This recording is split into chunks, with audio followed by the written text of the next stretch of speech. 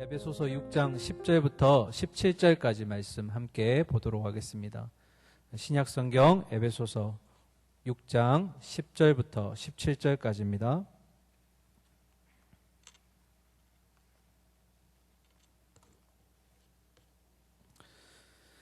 (306면에) 있네요. 에베소서 6장 10절부터 17절까지의 말씀, 언제나 그랬듯 10절은 코람데오, 11절은 진솔, 이렇게 번갈아 가면서 읽겠습니다. 자, 코람데오 10절 먼저 읽겠습니다. 시작.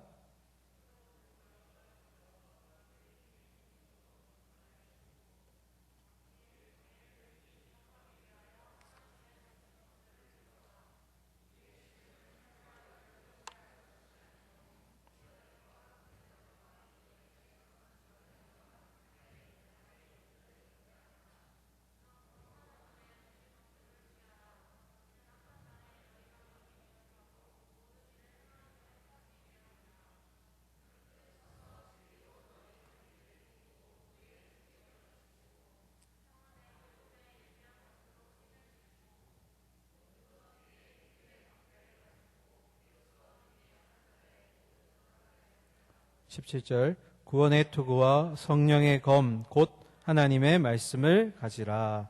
아멘.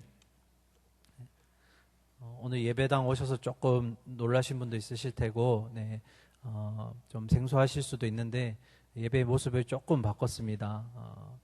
제가 조그만 아이디어를 냈는데 저 때문에 우리 찬양팀이 너무 고생했어요. 어제 밤까지 수고했는데 저와 아마 찬양팀이 같은 마음일 겁니다.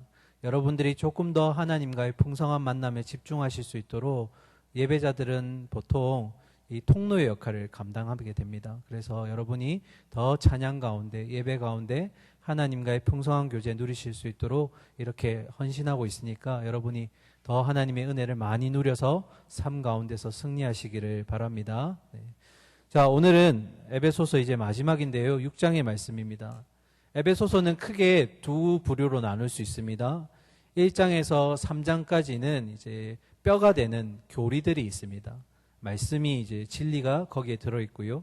4장부터 6장까지는 이제 그 교리를 가지고 어떻게 삶 가운데 살아낼 것인가, 이제 적용 부분이 될 겁니다. 그래서 우리의 삶에 주신 말씀들을 어떻게 적용해서 실천할 수 있을까?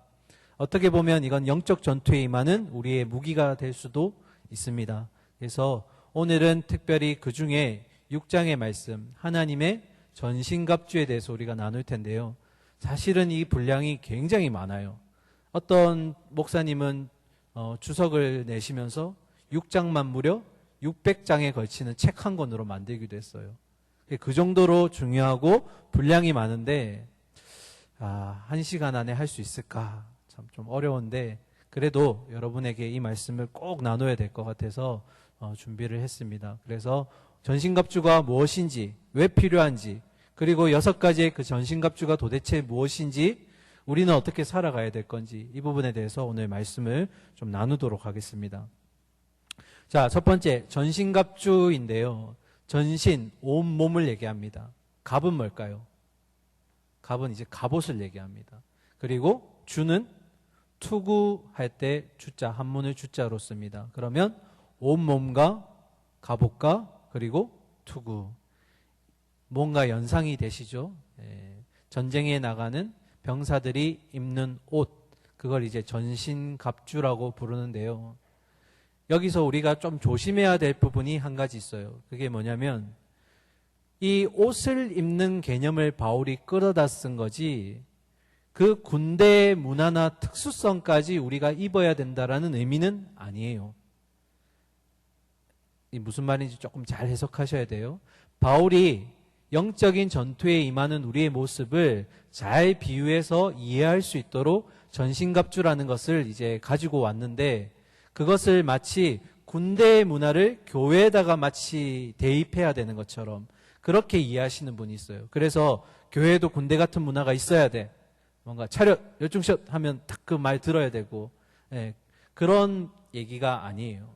그러니까 군대의 문화는 군대에 속한 사람들이 가지고 있는 특수한 문화이고, 우리는 거기에 비유가 되는 전신갑주를 어떻게 입을 것인가, 믿음 가운데 어떻게 이 전투에 임할 것인가. 그래서 일반적인 전투의 모습과 지금 우리가 살펴보는 영적 전투의 상황은 다르다는 것, 요거를 조금 이해하시고 넘어가 주시기 바랍니다. 자, 그러면 전신갑주를 왜 입어야 될까? 오늘 그거부터 먼저 살펴보도록 하겠습니다. 우리 10절 한번 볼까요? 10절 같이 읽겠습니다. 시작. 끝으로 너희가 주 안에서와 그 힘의 능력으로 강건하여지고. 아멘. 자, 저를 좀 보시고, 이제 바울이 6장의 마지막에 결론을 맺는 부분입니다. 그래서 끝으로라고 되어 있는데요. 이 끝으로라고 해석하기도 하지만 이제부터라고 해석하기도 합니다. 시간적 개념인데요. 그러니까 예수님이 부활하시고 나서 그리고 승천하신 후에 다시 오시기를 약속하실 그날, 초림부터 재림까지의 사이의 시간 동안이라는 의미를 이 안에 내포하고 있는 거예요. 그래서 끝으로라고 하기도 하지만 뭐라고요? 이제부터. 앞으로 예수님이 다시 오실 그날까지 그 기간을 얘기할 수도 있다라는 거예요. 그 기간 동안 너희가 주 안에서 그 힘의 능력으로 뭐 해지라고요? 강건해져라. 근데 자세히 보세요. 강건하라예요? 아니면 강건해져라예요? 강건해져라. 수동형이에요. 이 말은 우리식으로 이제 해석을 하면 우리 스스로 강건해질 수가 있다 없다? 없다라는 거예요. 누군가 강건함을 우리에게 주셔야 그것이 우리에게 강건한 힘이 된다라는 거예요. 해석이 되죠? 네. 강건하여져라고 했어요. 강건해라가 아니고 우리 스스로 할 수 없다. 그러면 누군가가 우리에게 그 힘을 부어 주셔야 한다. 그런데 이 10절에 힌트가 있죠. 누구를 통해서? 그렇죠. 주 안에서. 다시 강건해질 수 있는 비결은 바로 누구 때문에? 예수 그리스도 안에 있을 때. 자, 그러면 관련된 말씀 구절 우리가 앞에 화면 보고 한번 봅시다. 요한복음인데요. 잘 아는 구절입니다. 15장 5절 한번 띄워주실까요? 요한복음. 같이 읽겠습니다. 시작. 나는 포도나무요 너희는 가지라. 그가 내 안에 내가 그 안에 뭐하면? 거하면 사람이 열매를 많이 맺나니 나를 떠나서는 너희가 아무것도 할 수 없음이라. 아멘. 예수님이 뭐라고 하셨어요? 우리의 나무가 되신다. 우리는 뭐예요? 가지가 된다라고 얘기했어요. 자, 가지가 힘을 얻기 위해서는 무엇이 필요해요? 나무가 필요해요. 왜? 나무 안에 가지가 붙어 있기 때문에 나무로부터 올라오는 영양분을 먹어야 살아날 수 있어요. 그 말은 우리가 무언가를 해서 우리가 힘이 되는 것이 아니라 예수님 안에 그냥 거하기만 하면 그것으로 말미암아 우리에게 힘이 생긴다라는 거예요. 내가 무언가를 이루어냈기 때문에 했기 때문에 힘이 생기는 것이 아니라 딱 한 가지. 뭐 할 때? 예수님 안에 거할 때. 나무이신 예수님에게 가지로 붙어 있을 때 우리가 뭐 해진다고요? 강건해진다. 힘을 얻을 수 있다라는 거예요. 우리가 붙어 있어야 됩니다. 힘들 때나 어려울 때나 그리고 역경을 겪을 때 어느 때든지 이 말씀 안에 그리고 주님 안에 거해야 돼요. 붙어 있어야 합니다. 자, 그러면 강건해지다가 뭘까요? 우리가 늘 기도할 때 주님 우리의 영육을 강건하게 해주세요. 이렇게 기도하잖아요. 기도할 때 보면 이미 수동형이죠. 주님이 강건함을 주십니다 하는 이런 내포가 되어 있는데 강건이 뭘까요? 강건함. 이 강건함이 뭐냐면 우리가 열심히 운동을 해서 근육이 생기고 외적으로 보이는 그런 힘을 얘기할 때 강건함이 아니에요. 이때 말하는 강건함이 뭐냐면 어떤 일을 할 때 그의 일할 때 필요한 지식과 능력을 하나님으로부터 공급받는 것. 그걸 뭐라고요? 강건함이라고 하는 거예요.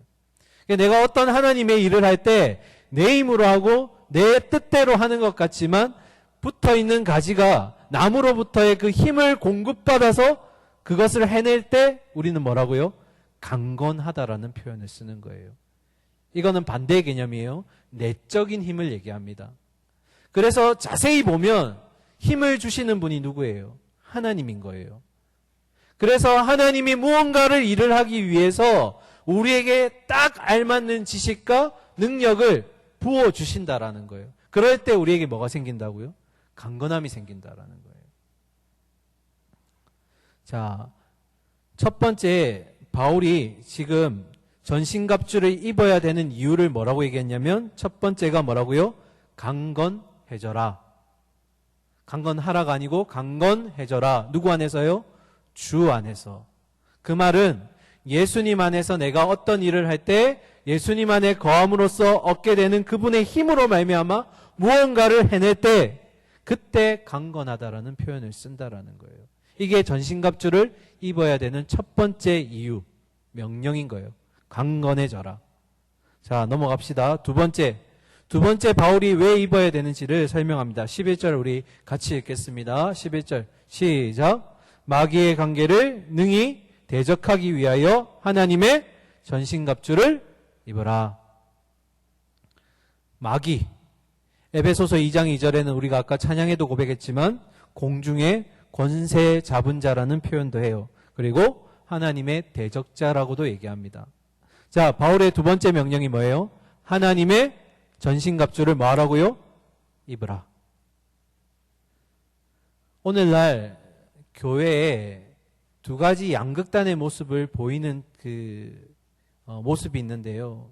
그 양극단이 뭐냐면 첫 번째, 사탄 마귀를 너무 과소평가한다는 것.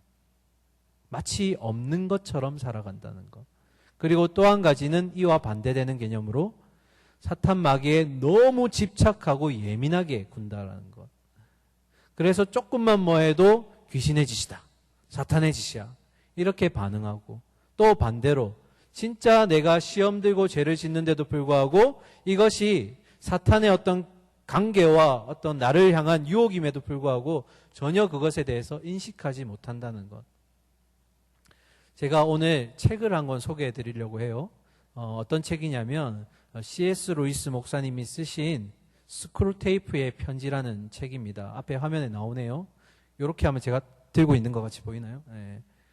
이 책이 어떤 책이냐면 굉장히 신선한 책인데 굉장히 어려운 책이에요. 어떤 책이냐면 스크루테이프라는 악마, 마귀 삼촌이 자신의 조카인 악마에게 어떻게 하면 하나님의 사람들이 죄를 짓고 넘어질 수 있는지를 알려주는 방법을 편지를 통해서 써주는 거예요. 다시, 이름이 스크루테이프라는 삼촌, 이 악마가 굉장히 프로예요. 이제 막 악마의 대열에 서기 시작한 신참인 조카 악마에게 어떻게 하면 넘어질 수 있는지, 사람이 어떻게 하면 하나님으로부터 멀어질 수 있는지 총 31편의 편지를 써서 보냅니다. 그래서 이 책의 별칭이 뭐냐면 악마의 잠언이라고 불러요. 잠언서가 총 31권이거든요. 그래서 31장으로 이루어져 있는데 이건 이제 반대로 악마의 잠언이라 불러요.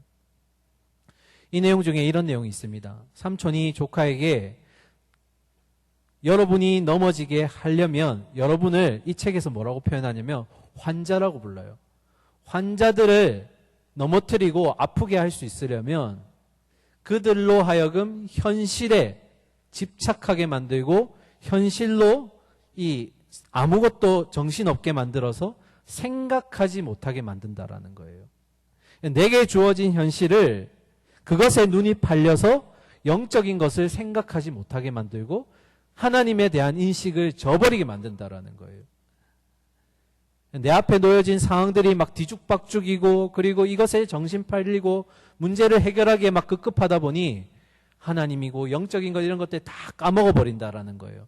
근데 그게 삼촌이 알려주는 우리가 넘어질 수 있는 방법이라는 거예요. 이 책을 읽기를 권하지만 굉장히 어려워요. 당시에 이제 유행하는 유물론과 철학의 개념들과 그리고 많은 지적인 내용들이 들어가 있어서 여러분이 읽으시면 아주 쌈박한데 어려워서 중간에 포기할 수도 있어요. 그래도 새로운 관점에서 보시기 원한다면 꼭 한번 읽어보시기를 바랍니다. 책 팔러 온 거 아닙니다. 네, 중요해서. 네. 자, 그러면 이 책을 통해서 우리의 싸움의 대상이 누구인지를 불분명하게 만든다라는 거예요. 현실에 막 얽매여 살다 보니까 우리가 지금 어떤 전투에 임하고 있는지를 사단이 흐리게 만든다라는 거예요. 그래서 바울은 정확하게 얘기합니다. 우리의 싸움의 전투의 상대가 누구인가? 대적이 누구인가? 그 말씀을 우리 12절의 말씀으로 같이 읽으면서 확인하겠습니다. 우리 12절 같이 읽겠습니다. 시작. 우리의 씨름은 혈과 육을 상대하는 것이 아니요 통치자들과 권세들과 이 어둠의 세상 주관자들과 하늘에 있는 악의 영들을 상대함이라. 아멘. 혈과 육은 누구일까요? 우리를 얘기하는 거예요. 사람이 사람을 대적하는 게 아니다. 그러면 우리가 진짜로 붙어야 될 전투의 대상은 누구일까요? 대조법으로 나타내죠. 누구라고요? 같은 말이에요. 통치자들, 권세들, 세상 주관자들, 그리고 하늘에 있는 악의 영들, 곧 보이지 않는 영적인 존재들. 이들이 우리와 맞서 싸워야 하는 전투의 대적이라는 거예요. 우리가 싸우는 상대방이 누군지를 아는 건 굉장히 중요해요. 그래야지 우리가 방법을 세워나갈 수 있는 거예요. 그래서 지피지기면 뭐라고 해요? 백전불패라고 하기도 하고 백전백승이라고 하기도 하잖아요. 나를 알고 누구를 알면, 적을 알면 이길 수 있는 방법들이 있다라는 거예요. 지지 않는다. 그래서 우리의 이 싸움의 대상은 누구라고요? 이 땅에 있는 사람들이 아니라 그 뒤에서 이들을 조종하고 유혹하는 사탄마귀라는 거예요. 이걸 잊지 마세요. 자, 우리의 대상은 알았고 두 번째 명령이 뭐였어요? 하나님의 전신갑주를 입으라. 똑같은 명령을 한 번 더 강조합니다. 13절 볼까요? 같이 읽겠습니다. 그러므로 하나님의 전신갑주를 취하라. 이는 악한 날에 너희가 능히 대적하고 모든 일을 행한 후에 서기 위함이라. 아멘. 같은 말인데 명령형이 조금 달라졌습니다. 아까는 입으라고 돼 있고 이제는 뭐라고요? 취하라고 돼 있어요. 이 취하다는 의미는 굉장히 중요합니다. 어떤 의미가 들어가 있냐면 그냥 단순히 입고 벗고 하는 정도에서 끝나는 것이 아니라 이것이 능숙해져야 된다라는 거예요. 다시요. 하나님의 주신 전신갑주를 단순히 입을 때 입고 벗을 때 벗는 정도가 아니라 입고 벗는 것이 굉장히 능숙해져서 언제든지 입고 벗고 할 수 있는 이런 능숙함이 우리 가운데 붙어 있어야 된다라는 거예요. 처음 군대를 입대하게 되면 우리 자매님들 좀 군대 얘기하면 좀 싫어하실 텐데 요거 좀 도움이 필요할 것 같아서 군대 얘기를 좀 하겠습니다. 처음 군대에 입대를 하게 되면 모든 게 낯설고 어설퍼요. 딱 첫날 가면 군화도 주고요. 전투복도 주고 하는데 입는 방법도 잘 몰라요. 전투화를 어떻게 매야 되는지도 몰라요. 그래서 거울 속에 내가 비치는 모습을 보면 야, 내가 군인이 맞아? 할 정도로 뭔가 옷도 안 맞는 것 같고 좀 어설퍼요. 네, 우리 군대 갔다 오신 분들은 다 알 텐데 때는 바야흐로 이제 2009년 6월 30일인데요. 국경일 아니고 제가 이제 군에 입대한 날인데요. 6월 30일 날 제가 이제 학사사관이라는 장교로 군대를 입대하게 되었는데 6월 30일 날 딱 1시에 이제 좀 늦은 나이에 또 군대에 갔는데 가서 이제 부모님들과 인사하고 딱 조교의 이제 그 통제를 받아서 쭉 따라가요. 따라가서 전투복도 받고 군화도 받고 발이 얼마예요 묻는데 뭐 260이면 260, 270이면 70 이렇게 얘기하면 되는데 270 이 두 개요, 이 세 개요 이러는 거예요. 그게 뭘까? 이 두 개는 뭐고 이 세 개는 뭘까? 그게 뭐예요? 기억 안 나요? 잊기로 했어요. 아주 그냥. 사이즈는 260인데 이 한 개, 이 두 개, 이 세 개는 발볼의 넓이를 얘기하는 거예요. 같은 사이즈라도 이 하나는 발이 좀 작은 사람, 이 두 개는 조금 넓은 사람, 세 개는 굉장히 발이 넓어서 그냥 큰 거 신는 게 나을 수도 있어요. 그래서 이제 그날 6월 30일 날 모든 걸 받고 이제 깎아머리 해가지고 동기들과 함께 침대에 탁 누웠는데 첫날 밤이었어요. 잠이 안 와요. 잠이 안 오면서 처음 드는 생각이 뭐냐면 내가 왜 여기 있을까? 내일 나갈 수 있을까? 가고 싶은데 이런 생각이 탁 들어요. 진짜로. 그렇게 4년을 보냈던 것 같아요. 딱 제대할 때 되니까 29살 딱 11개월 이제 한 달만 더 있으면 30이 넘어가는 딱 그 시기에 제대를 했는데 아직도 이제 군대에 대한 생각이 되게 생생해요. 하나 일화가 더 있어서 좀 소개하고 넘어갈게요. 예전에 제 친구 녀석 중에 하나가 휴가가 나와서 저하고 이제 만날 기회가 있었어요. 근데 만나자마자 하는 얘기가 우리 군대는 전방에 있어서 훈련도 많고 뭐가 상사가 괴롭히고 막 이런 얘기를 쭉 하는 거예요. 그래서 힘들었나 보다. 그런데 이어지는 이제 군대 우리 남자들은 대부분 얘기하는 게 80%가 다 뻥이에요. 남의 것들 가지고 와가지고 하는 것도 많고 마치 자기가 겪은 것처럼 막 붙이거든요. MSG를. 그 친구도 막 붙이는 거예요. 내가 군대에서 하늘을 보고 경례를 했는데 사단장이 헬리콥터에서 보고 휴가를 주더라. 이런 얘기 쭉 해요. 그 우리 부대 얘기인데 어쨌든 쭉 얘기하는데 그래서 제가 막 듣다가 야 근데 너 보직이 뭐야? 맡은 게 뭐냐고 물은 거예요. 뭐라고 얘기할게요? 나 조리병 이러는 거예요. 식당병 이러는 거예요. 뭔가 와닿아야 되는데 자매들이 웃지를 않으니까 내가 식당병들은 조리병들은 훈련에 참여를 안 해요. 그냥 진짜 주구장창 밥만 지어요. 그런데 막 자기가 막 힘들게 훈련한 것처럼 막 얘기하니까 참 불편하더라고요. 제 얘기를 하려다가 좀 참았어요. 자, 본론으로 돌아갑시다. 그러니까 이 취하다라는 의미는 능숙하게 훈련이 되어서 입고 벗고 하는 정도가 아니라 탁탁 맞게 이렇게 한다라는 의미예요. 신속하게, 정확하게 빨리 해낸다라는 의미예요. 자, 그리고 뒤에 보시면 뭐라고 되어 있냐면 악한 날이라고 되어 있어요. 악한 날. 이 악한 날은 뭐냐면 악한 마귀의 권세가 지배하는 때. 그러니까 결국 지금을 얘기하는 거예요. 공중의 권세 잡은 자들. 지금은 마치 그들이 승리한 것처럼 이 권세를 잡은 것처럼 행하는 그들의 때에 우리가 어떻게 해야 된다고요? 너희가 능히 대적하고 모든 일을 행한 후에 뭐 하라고요?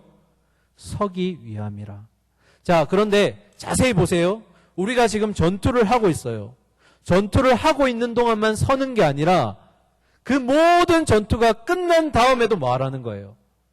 버티고 서 있으라는 거예요. 문장을 자세히 보세요. 대적하고 모든 일을 행한 뭐라고요? 후에.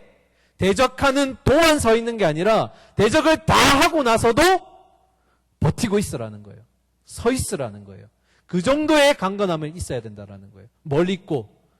하나님의 전신갑주를 입고. 그렇게 버텨낼 수 있어야 된다라는 거예요. 그런데 그냥 전신갑주라고 부르지 않죠. 계속 뭐라고 불러요? 하나님의 전신갑주라는 거예요. 이건 누구의 소속인 거예요? 누구의 소유예요? 하나님 거라는 거예요. 내 게 아니에요. 하나님이 주셔서 입는 거예요. 아시겠죠? 그러면 이제 전신갑주가 무엇일까? 이제 봅시다 한번.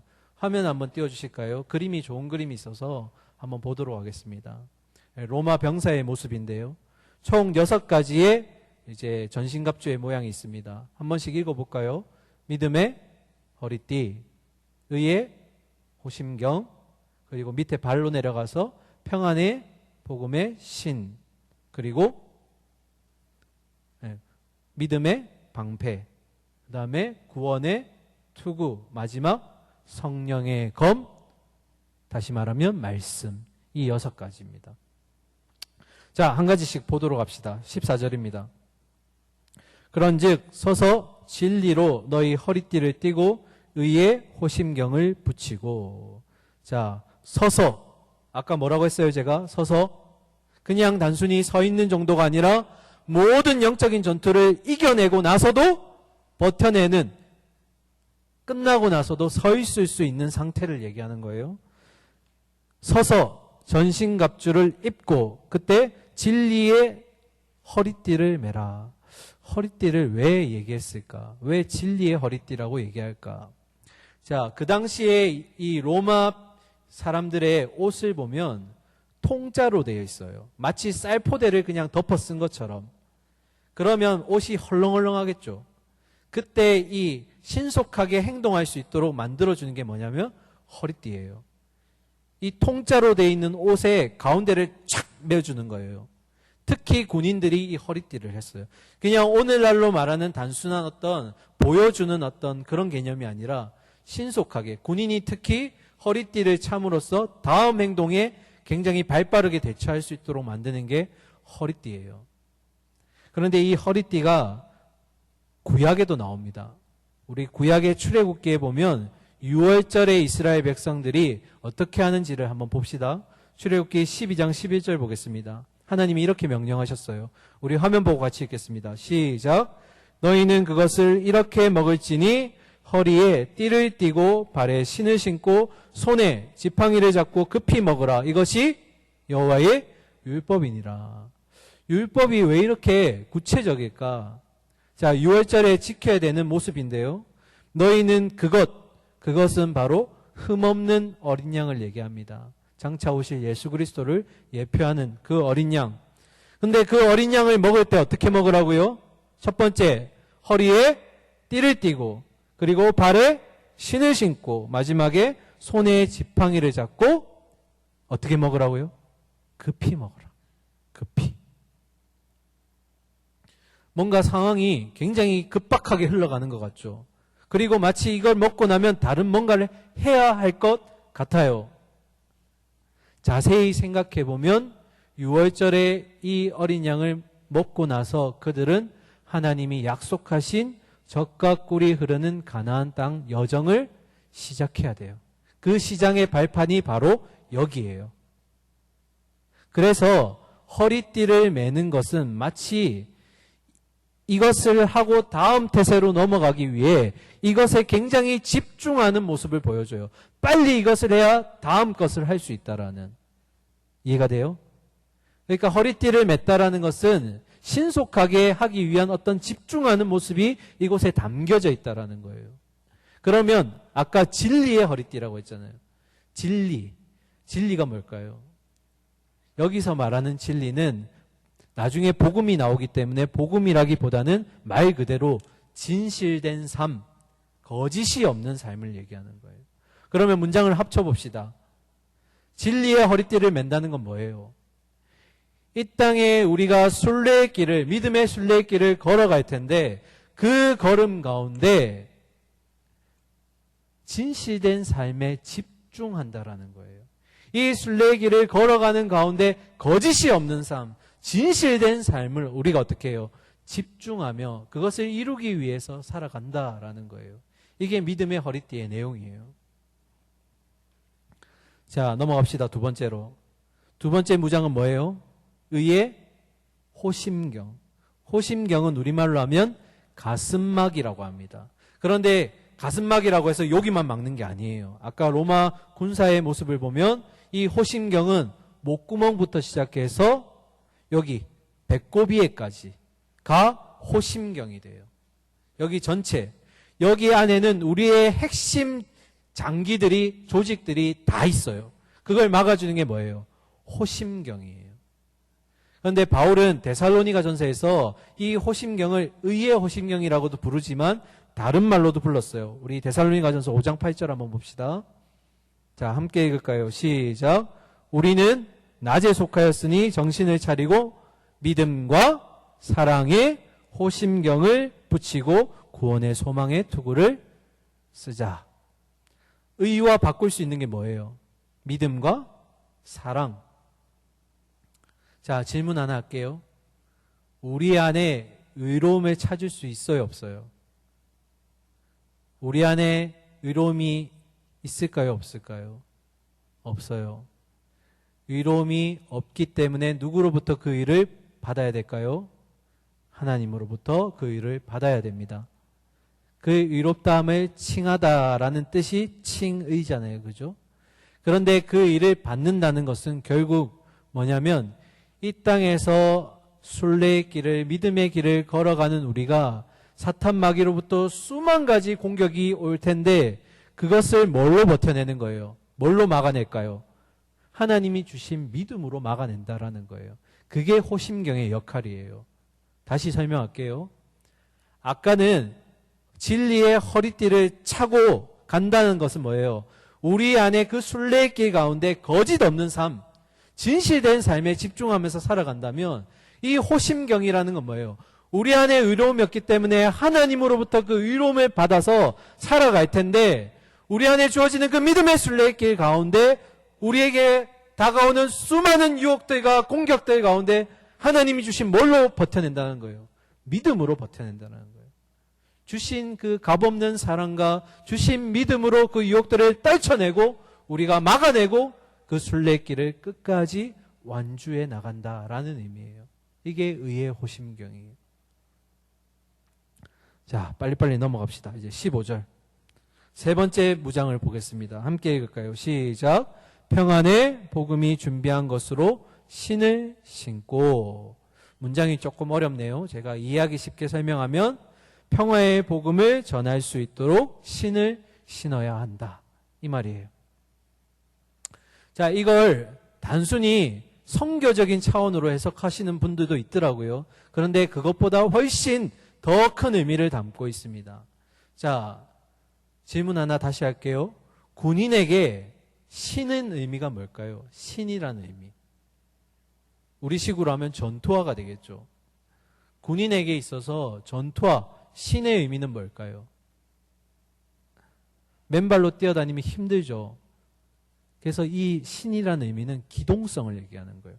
신속하게 움직일 수 있는 기동성을 얘기해요.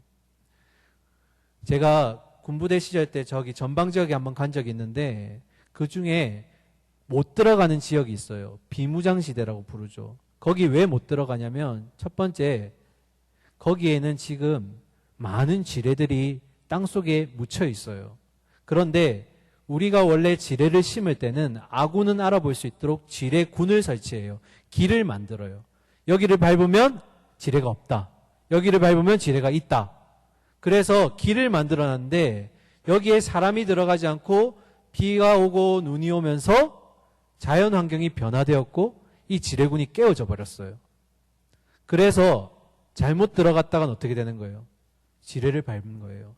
그런데 지뢰 중에 어떤 지뢰가 있냐면 대인 지뢰라고 있어요. 들어보셨어요? 대인 지뢰가 뭐냐면 사람을 죽이는 지뢰가 아니에요. 그 지뢰를 밟으면 발목만 끊어져요. 좀 잔인하죠? 사람이 죽지는 않아요. 그런데 발목을 탁 잘라요. 그러면 사람이 신속하게 움직일 수 있어요? 없어요? 없어요. 이 말은 전투에 임하는 병사들의 기동성을 무너뜨린다라는 거예요. 그렇게 해서 병력 손실을 가지고 오는 거예요. 그래서 중요한 건 뭐예요? 발에 신는 신발의 의미는 기동성을, 신속성을 상징하는데 앞에 뭐가 붙었어요? 평화의 복음을 전할 신. 이 평화의 복음을 전하기 위해서 이 신속한 기동성이 있는 신을 신어야 되는데 그럼 한 가지 정리해야 될 게 있죠. 평화가 뭐냐는 거예요. 평안이 뭐냐는 거예요. 우리에게 그냥 아무렇지도 않은 상태, 일이 없는 상태를 평화라고 부를까요? 전쟁이 없는 상태? 이 말씀 보고 이제 진행합시다. 요한복음 14장 27절에 예수님이 평안이 무엇인지 우리에게 알려줍니다. 자, 화면 띄워주시고요. 요한복음 14장 27절 띄워주세요. 네, 같이 읽겠습니다. 시작. 평안을 너희에게 끼치느니 곧 나의 평안을 너희에게 주노라. 내가 너희에게 주는 것은 세상이 주는 것과 같이 아니하리라. 너희는 마음에 근심하지도 말고 두려워하지도 말라. 결국 이 평안이라는 것은 예수님이 주시는 수직적인 평안과 수평적인 평안을 다 포함하는 평안이에요. 어떤 외적인 상황이 나에게 닥쳐와도 흔들리지 않는 것, 요동하지 않는 것. 그래서 근심이 찾아올 때도 근심할 수 있지만 그 근심마저도 주님께 맡길 수 있는 그런 상태를 바로 평안이라고 불러요. 내가 물질로 인해서 힘들어요. 사람 관계 때문에 힘들어요. 질병이 와서 힘들어요. 그랬을 때도 이것을 하나님이 주신 평안으로 흔들리지 않고 지켜낼 수 있다라는 것. 내적인 평안을 얘기하는 거예요. 우리가 수련회를 가면 늘 하나님의 은혜 가운데 결단합니다. 세상 가운데 나아갔을 때도 우리가 받은 이 은혜 잃어버리지 않게 해주세요. 결단합니다. 그런데 수련회가 끝나고 삶으로 들어가면 환경이 바뀌어 있던가요?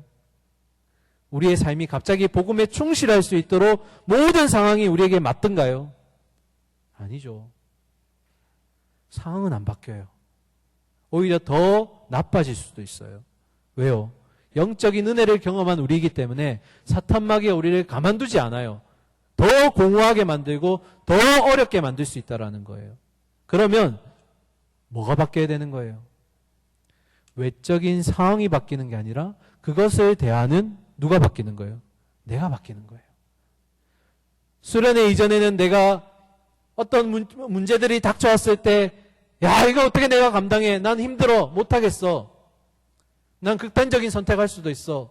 이랬던 내가 똑같은 상황이 수련회 다음에도 찾아왔는데 주신 말씀을 가지고 결단했던 그 말씀 가지고 어떻게 해요? 참아내겠어. 해보겠어. 주님이 내가 이 상황에 있다는 걸 아실 거야. 해결해 주실 거야. 끙끙 앓으면서도 견뎌내보는 거예요. 누구를 통해서? 하나님을 통해서. 내 힘으로 이걸 이겨낼 수 없지만, 이 근심을 내가 어떻게 할 수 없지만 하나님이 주시는 평안으로 견뎌보겠어. 이게 바로 평안이라는 거예요. 아시겠죠? 넘어갑시다. 세 번째 무장은 바로 평안함이 있는 신. 그리고 네 번째 16절 봅시다. 모든 것 위에 믿음의 방패를 가지고 이로써 능히 악한 자의 모든 불화살을 소멸하고. 자, 16절의 시작이 모든 것 위에라고 했어요. 이 말은 앞에서 나열된 세 가지 무장을 다 얘기하는 거예요. 복습해 봅시다. 세 가지가 뭐였죠? 진리의 허리띠, 의의 호심경, 세 번째 평안의 복음을 전하는 신. 이것들을 기초로 하는 거예요. 이게 바로 로마 군사의 그리고 군인의 기본적인 복장을 얘기하는 거예요. 여기에 더불어서 이제 뭐가 들어오는 거예요? 믿음의 방패가 들어오는 거예요. 방패의 역할이 뭐예요? 게임 많이 하시잖아요. 방패의 역할이 뭐예요? 뭔가를 막아내는 거잖아요. 그런데 이 당시 로마의 군사들이 사용했던 방패는 두 종류예요. 첫 번째는 120cm의 길이에 70cm 폭이 되는 사람을 전체를 가려줄 수 있는 그런 방패가 있어요. 이건 주로 어디에 쓰냐면 로마 군사들이 서로 대적하고 있는 상태에서 공격이 일어나기 전에 대열을 갖추어서 탁 보여주는 역할을 해요. 이게 왜 필요하냐면 아까 그 군인의 모습 한 번만 더 띄워주실까요? 네. 자, 군인의 모습 보면 우리가 지금 한국 그 군인들 보면 주변의 어떤 환경들과 어울리게 하기 위해서 색깔을 비슷하게 하고 어둡게 만들잖아요. 그런데 지금 로마 군인의 모습을 보세요. 굉장히 화려하죠. 안 화려해요? 누가 봐도 눈에 띄지 않아요? 멀리서 봐도 보여요. 그런데 하물며 방패는 어때요? 더 눈에 띄어요. 그리고 투구의 위를 보세요. 투구가 나중에 보시면 막는 역할을 하는데 투구 위에 뭐가 있어요? 깃이 있어요. 이 말은 무슨 말이냐면 멀리서 대적들이 이들을 봤을 때 대열을 탁 갖추고 그 큰 방패를 서로 딱딱 맞춰 있으면 병사들이 더 훨씬 많아 보이는 것처럼 보이는 거예요. 이 방패의 역할이 뭐냐면 저 멀리서 보았을 때 야, 우리보다 병사의 수가 더 많아 보여 할 수 있도록 착각하게 만든다라는 거예요. 그래서 로마 군사들이 옷을 보면 다 화려해요. 위에 깃도 빨간색으로 돼 있고 화려한 이유가 뭐냐면 적들이 봤을 때 움찔할 수 있도록 우리보다 병사가 많구나 하는 걸 보는 거예요. 그리고 적들로부터는 멀리서 원거리에서 날아오는 활을 막아주는 역할도 해요. 그리고 또 한 가지 방패는 굉장히 작아요. 이것보다. 이건 이제 백병비전 할 때 쓰는 거예요. 서로 사람과 사람이 칼로 싸울 때 내 몸을 잠깐 막아줄 수 있는 정도, 그런 작은 방패도 있어요. 자, 그래서 결국 이 방패 역할은 막는다는 의미인데, 자세히 보세요. 16절 보시면 능히 악한 자의 모든 뭘 막는다 했어요. 불화살까지 막는다고 그랬어요. 그냥 화살이 아니고 불로 쏘는 화살, 악마는 불로 화살을 쏘는 거예요. 그것까지도 막아낸다라는 거예요. 자, 그러면 이제 마지막 믿음의 방패라 했는데, 믿음을 어떻게 해석할 것인가?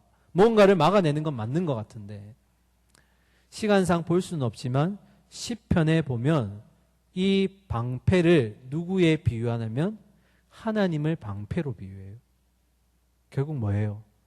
하나님이 우리의 방패가 되어주신다라는 거예요. 시편 기자가 이렇게 고백한 거예요. 주님이, 하나님이 우리의 방패 되십니다. 그래서 이 16절을 정리하면 결국 뭐냐면, 우리가 걸어가는 믿음의 그 순례길 가운데 오는 많은 어려움들과 유혹들로부터 하나님이 방패가 되셔서 막아주신다. 심지어는 뭐까지 막아주시는 거예요? 악한 자, 세상의 권세를 잡은 자, 악한 마귀의 불화살까지도 막아주신다라는 거예요. 이게 방패의 역할인 거예요. 어디까지 막아주실까요? 우리의 순례길이 끝날 때까지. 그 방패의 역할을 누가 해주신다는 거예요? 하나님이 해주신다라는 거예요. 아까 우리 마지막 찬양 맞나요? 그 앞에 찬양인가요?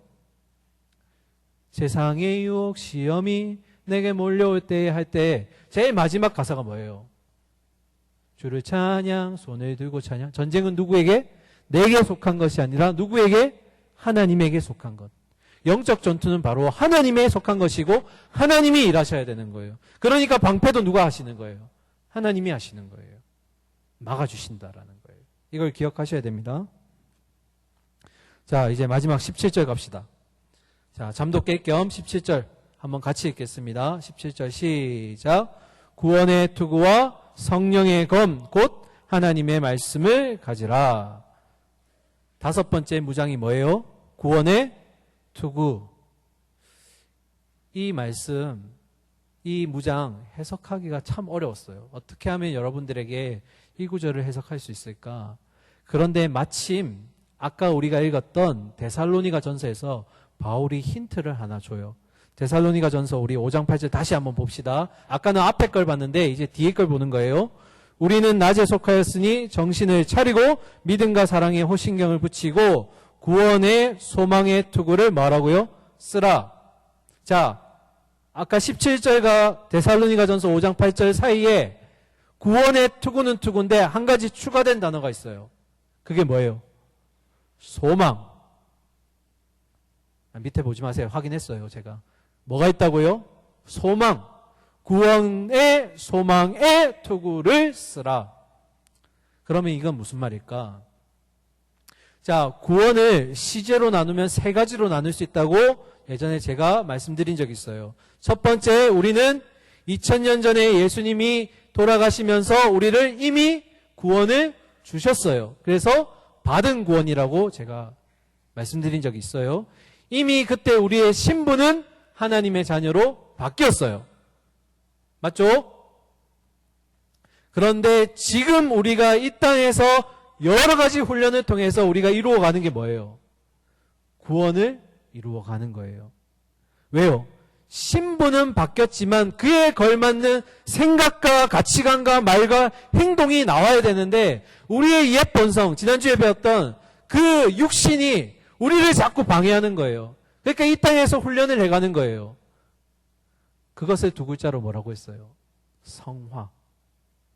이루어가는 구원. 현재 진행형 구원. 이건 언제 끝나는 거예요? 마지막 예수님이 오셔서 우리에게 완전한 몸을 다시 입혀주실 때, 이때 우리는 완성될 구원을 경험하는 거예요. 그때 우리의 새 신분은 완전히 뒤바뀌는 거예요.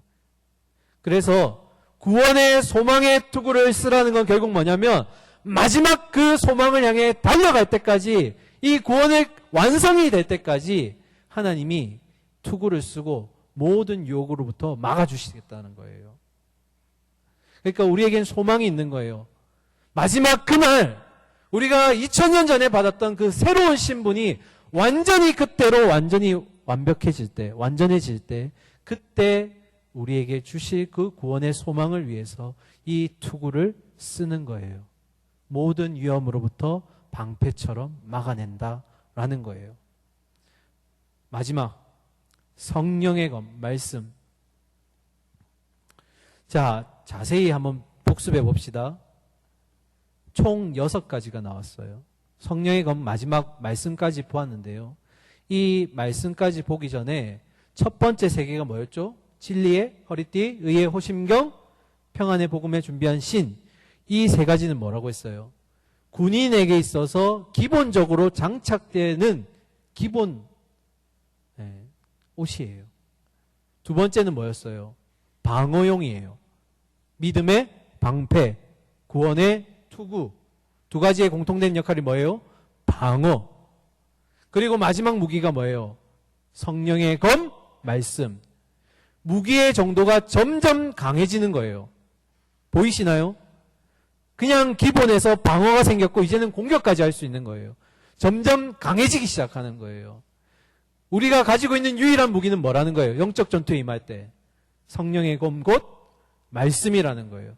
그래서 바울이 이 말씀 가운데 바울이 아니고 그 히브리서 기자가 말씀을 정의할 때 이렇게 정의를 했어요. 우리 앞에 화면 보고 읽읍시다. 히브리서 4장 12절. 말씀이 어떤 능력이 있는가? 같이 읽겠습니다. 하나님의 말씀은 살아있고 활력이 있어 좌우의 날선 어떤 검보다도 예리하여 혼과 영과 및 관절과 골수를 찔러 쪼개기까지 하며 또 마음의 생각과 뜻을 판단하나니. 말씀이 뭐예요? 우리를 하여금 우리의 내면의 모든 것을 다 본다는 거예요. 마치 우리가 벗은 몸처럼 민낯까지 다 보여준다라는 거예요. 그리고 그 속에 뭘 넣는 거예요? 말씀을 집어넣는 거예요. 이 말씀이 뭐로? 사탄 마귀로부터 이겨낼 수 있도록 하는 무기가 되어준다라는 거예요. 장착하라는 거예요. 말씀으로. 자, 총 6가지를 제가 말씀드렸는데 마지막 이제 말씀 정리하겠습니다. 시간이 많이 흘렀네요. 이 6가지는 이게 중요합니다. 이제 결론이에요. 다시 세 분류로 나눠져요. 다시 세 부류로. 어떻게 묶이냐면 기본이 되는 뭐라고요? 아까 3가지. 그것의 공통점이 결국 뭐냐면 바로 예수 그리스도라는 거예요. 아까 뭐였죠? 진리의 허리띠, 거짓이 없는 삶, 그리고 의의 호심경, 믿음으로 막아내는 것. 그리고 3번째 뭐였어요? 평안의 복음이 준비한 신발. 그 평안을 전하기 위해서 이 땅에 누가 오셨어요? 예수 그리스도가 오신 거예요. 그래서 이 3가지의 결국 공통점은 뭐냐면 이 3가지가 그 화살표를 이렇게 안내하는 것은 결국 예수 그리스도라는 거예요. 그리고 2번째, 방어용이 있었죠. 방패, 투구. 이건 공통적인 게 뭐였어요? 결국 믿음이라는 거예요. 이 순례의 길을 걸어가면서 우리가 가져야 될 것. 2번째가 믿음이라는 거예요. 그리고 마지막, 성령의 검, 곧 말씀. 왜 말씀 앞에 성령이 붙었을까요? 우리가 아무리 말씀을 읽어도 지식이 많든 지식이 적든 그것을 해석해 줄 수 있는 유일한 분은 바로 성령님이라는 거예요. 성령님이 내 안에서 깨우침을 주실 때 그 말씀을 우리가 깨달을 수 있다라는 거예요. 그래서 이 3개 부류가 결국 뭐예요? 첫 번째 예수 그리스도, 2번째 믿음, 3번째 말씀. 이 3가지가 우리의 이 순례의 길을 걸어가는 가운데 필요한 영적 전쟁의 무기가 된다라는 거예요. 말씀을 정리하겠습니다. 예수 그리스도, 그리고 믿음, 그리고 말씀. 이 3가지의 전신갑주를 우리가 취하게 됨으로써 결국 이 험난하고 뒤틀려진 이 세상 가운데 악한 마귀의 권세로부터 우리를 지켜낼 수 있고 결국 구원의 소망이라는 그 마지막 목표, 마지막 정점까지 우리가 달려갈 수 있다라는 거예요.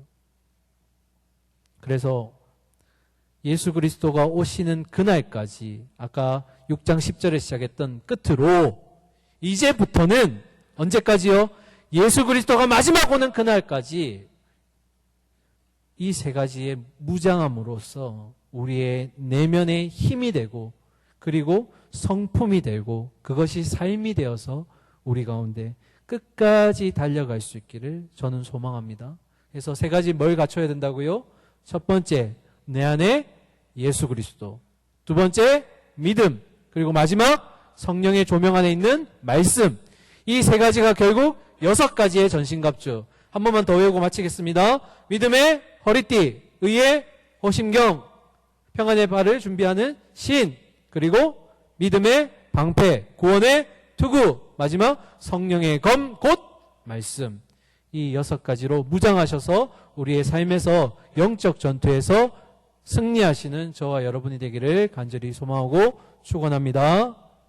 자, 이 시간 찬양팀 나오시고요. 우리 찬양하고 결단의 시간으로 나아가겠습니다.